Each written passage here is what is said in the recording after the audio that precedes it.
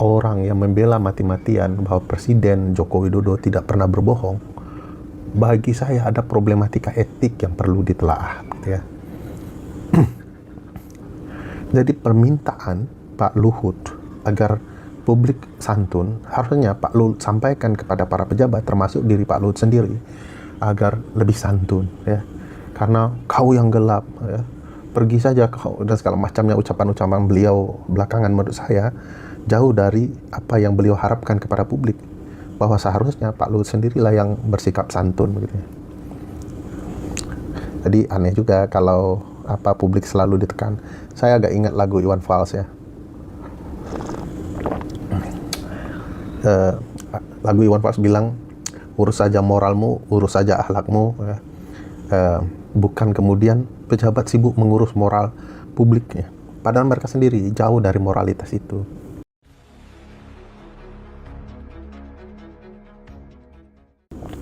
Dan bagi saya tidak elok kemudian pejabat di tengah kondisi ekonomi saat ini, di tengah kerumitan berbagai hal, bicara soal etika publik,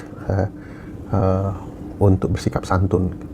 Karena sikap-sikap santun kepada penguasa itu mengingatkan kita ke konsep lese majeste dalam sistem kerajaan, ya. Seberapapun buruk keluarga kerajaan, publik tetap wajib santun. Ini negara republik, bukannya kita tidak mendorong publik tidak bersikap santun.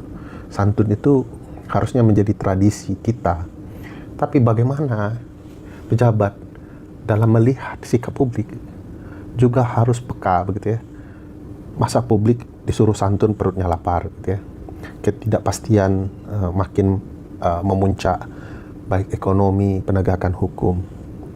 Buat undang-undang sangat tidak santun, ya. Publik harus berpartisipasi, diadakannya di hotel mewah. Santun nggak tuh? Masuk hotel mewah aja sulit kita. Begitu sudah masuk, dikatakan lagi tidak santun, begitu ya, karena menerobos, mengganggu, ya. Padahal menurut saya, kesantunan yang paripurna itu adalah membuka seluruh akses kepada publik. Itulah kesantunan para pejabat. Kalau kemudian aksesnya tertutup, lalu kemudian publik marah, yang dipersalahkan publik tidak santun, loh aksesnya tertutup, gitu ya. Nah, bagaimana publik santun kalau mereka bicara lalu dipukuli, ya. Saya lihat teman-teman mahasiswa terluka, ya, kepalanya bocor, ya, giginya copot, dipukulin aparat. Bagi saya, santunkah aparat? Publik lah yang harusnya kemudian mereka lindungi. Ternyata mereka malah melindungi yang lain, gitu. Padahal yang bayar pajak itu rakyat, masyarakat, orang tua, mahasiswa. Aneh kalau kemudian kita yang dituntut santun. Bagi saya, banyak ketidaksantunan muncul dari pejabat yang perlu dipertanyakan, baik dari sisi ekonomi, sosial, politik, ketatanegaraan, hukum, yang kemudian perlu ditelah ulang kembali, ya.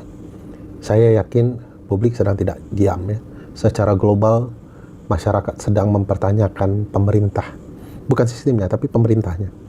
Apa yang terjadi di Amerika, di Gaza, apa yang terjadi di Myanmar, apa yang terjadi di Indonesia, Turki, dan banyak negara lain yang kemudian menurut saya perlu menjadi kewaspadaan bagi para penguasa. Jangan sampai kemudian ini akan menjadi kemarahan global bersama. Saya berharap sekali dunia tetap damai, tenang. Tapi kalau melihat situasi yang ada saat ini, semua kita harus berwaspada. Termasuk pemerintah. Ancaman itu bukan dari rakyat sendiri, tapi dari dunia global. Apa yang kita hadapi dengan Donald Trump yang merusak, ya, pasar global, bagi saya juga perlu ditelaah seperti para founding fathers and mothers kita, ya.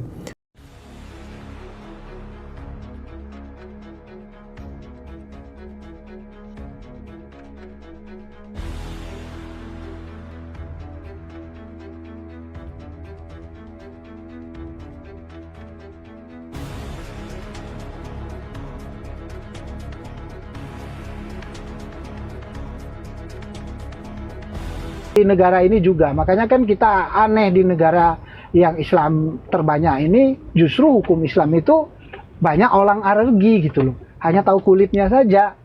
Ya akhirnya orang-orang seperti Abu Janda kita jadikan dasar.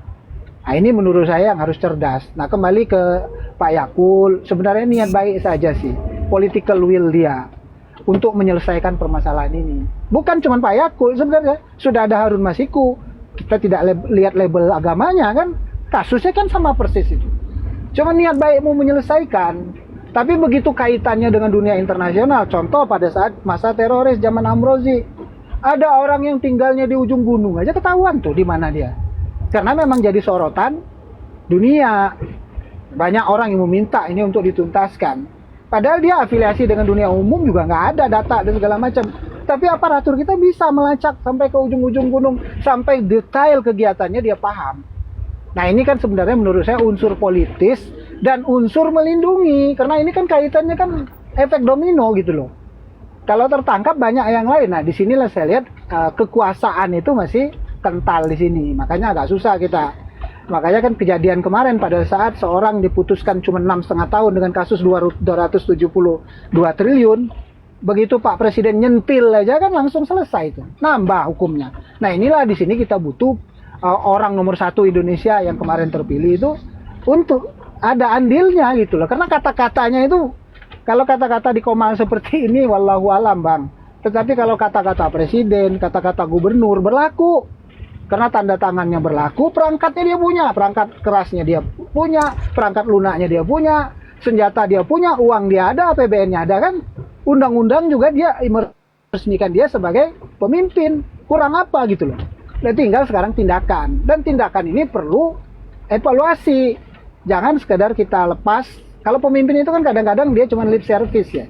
Dia melontarkan. Akhirnya kalau nggak benar, jadilah ini gorengan kita nih. Masalah 11 triliun ya. 10 tahun yang lalu digoreng sampai sekarang kan. Karena memang itu ujaran perkataan seorang pemimpin yang tidak terbukti. Akhirnya jadi gorengan. Yang mendukung apapun itu dia akan tetap dukung, yang kontra ya dia minta dong buktinya. Emang harusnya seperti itu. Nah kalau yang sekarang baru 6 bulan ini ya lebih kurang lah. Ya kita berharap ada sesuatu yang langsung berefek. Makanya saya lihat kemarin pada saat keputusan pengadilan Pak Prabowo langsung mengeluarkan, masa nyolongnya hampir 300 triliun hukumnya cuma Kalau kita, mungkin ribuan orang di Komel ini berkata seperti itu, tidak ada dampak hukumnya. Tapi begitu seorang presiden yang mengatakan, besok itu hakimnya langsung memutuskan 20 tahun. Mungkin itu, host. Oke, Citra. Citra. Assalamualaikum, selamat pagi semuanya. Waalaikumsalam. Citra, di mana kamu betin Yakult? Kemana? Kenapa? Gimana? Di mana kamu sembunyikan Yakult? Apa itu? Nggak ikutin apa temanya, nggak tahu ya. Oke. Iya, baru masuk Pak. Baru masuk. Jadi gini, Iya. dari saja kan kita tahu Yakult ini sekarang nggak jelas di mana juntrungannya. Kita tahu bahwa visi yang ada saat rezim berkuasa tidak ada visi selain visi seorang presiden. Berarti tanggung jawab kesalahan menteri pun mesti juga dipikul oleh seorang presiden karena visinya kan visi dia juga. Dia ngangkat Yakult itu kan memang dia punya desain sendiri bagaimana untuk mengayomi umat yang ada di Indonesia kan. Kira-kira menurut Anda gimana tuh? Kenapa Yakult nggak ketahui batang hidungnya di mana dia?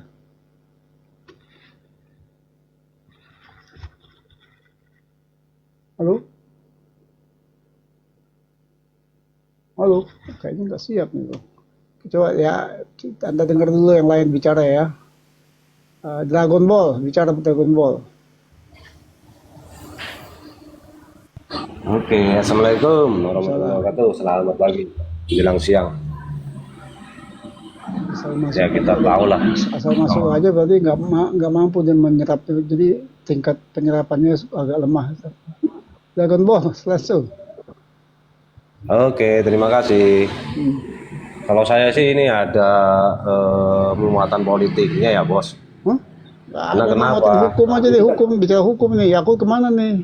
Ya, Politik mana? Bro? bentar karena ada muatan politik pasti ujungnya ke hukum kan. Hukum juga Indonesia sekarang kan bermuatan politik juga. Oh gitu ya. Iya. Ya, gimana narasimu? Ya kalau saya sih sebenarnya kan kasus dana haji ini kan jual beli kuota haji kan sebelum lengsernya ini ya udah ketahuan Ya, lengsernya ke 2024 tuh. Jokowi. Hmm. Iya sebelum lengser kan, tapi kan sebelum lengser harusnya kan kalau udah ada kasus kayak gitu kenapa pihak imigrasi tidak mencekal gitu loh? Kan itu ada hal-hal yang disembunyikan gitu loh dan ditutup-tutupin, logikanya kan gitu bos. Bukan mencekal, mencegah. Kan kalau mencekal itu berarti dari luar ke dalam. Ini mencegah keluar dia. Ya dah. Halo? Nah sekarang nanti kalau masalahnya kalau Yakut kena juga nanti merembet masalahnya bos, bukan dia sendiri gitu loh melakukan hal kayak gitu. Ya kasih setoran siapa nih? Apalagi Ya aku kasih setoran apalagi itu depan. kan apalagi waktu kejadian itu kan menjelang pilpres. Oh ya ada setoran ya. Ya biasa lah os. Nah itu aja yang di wali kota Semarang kan udah pengakuan wali kota Semarang dan Bambang Pacul kan juga sama kan. Nah, Bambang Pacul menyatakan ada setoran kan buat untuk pilpres kan gitu. ya. Itu os. Jadi ya susah gitu os kalau masih semuanya lingkarannya mereka ya sebut aja geng Solo ya susah untuk menangkap dia gitu os. Geng. Tapi ya gini os, emang di dalam kehidupan di kasat mata atau di depan mata kita antara Jokowi sama Prabowo baik-baik aja, tapi di belakang belum tentu os. Begitu ya. Iya, ya tunggu waktu aja os.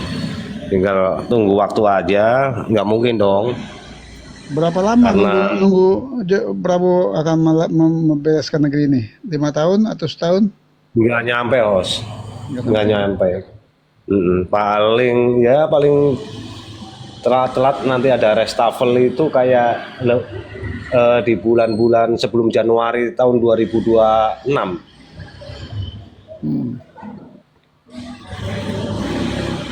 Begitu ya. Ya,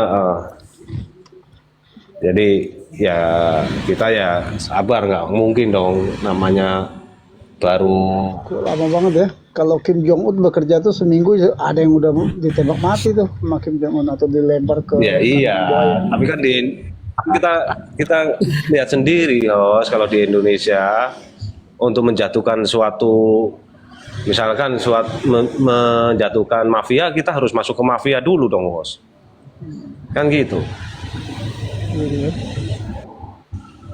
Strategi itu udah ada Os. Ya kita lihat aja lah dari tahun kasus Tanjung Priok.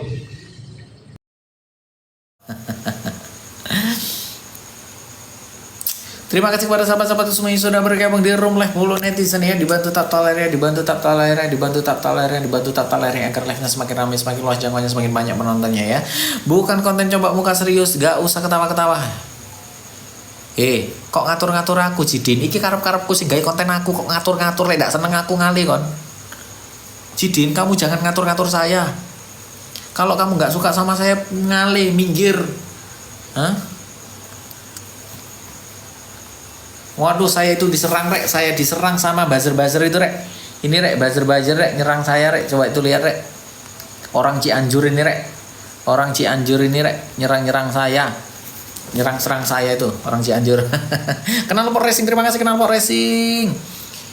Ini yang mau beli kaos nih, yang mau beli kaos daripada kamu ngoceh-ngoceh itu, Faisal itu. Nih, kaos ini 60.000 dibeli aja langsung ya. Terima kasih kepada sahabat-sahabat semua. Saya suka Mas karena apa adanya. Terima kasih Tretan Jikur, terima kasih Ayu Kritik terus Om, terima kasih Fuad Finandi, terima kasih sahabat-sahabat semua. Terima kasih sahabat-sahabat semua yang sudah bergabung. Tak noe wae Kang, tok no wae Kang ya, tak tok noe ya. Arek-arek ngono iki ya, enggak jelas ngono ya. Tak tok noe wis, enggak jelas arek ngene iki. Tak tok noe arek ngene iki enggak jelas di buzzer-buzzer iki. Dulu mendukung, sekarang menjelekkan. Ya Allah, one only, kamu itu harus memahami mana menjelekkan, mana mengkritik. Kalau menjelekkan itu tanpa dasar, tanpa adanya sumber, tanpa adanya referensi, tiba-tiba ngeloknoy, ya. Saya ini mengkritik, harus bedakan. Bongkar kasus Bang Siap, Ici Kiwir, Lampung hadir, terima kasih kamu, mantap Bang, terima kasih Petrus. Bocah, iya udah. Kang, iya memang kau udah, iya udah deh ya.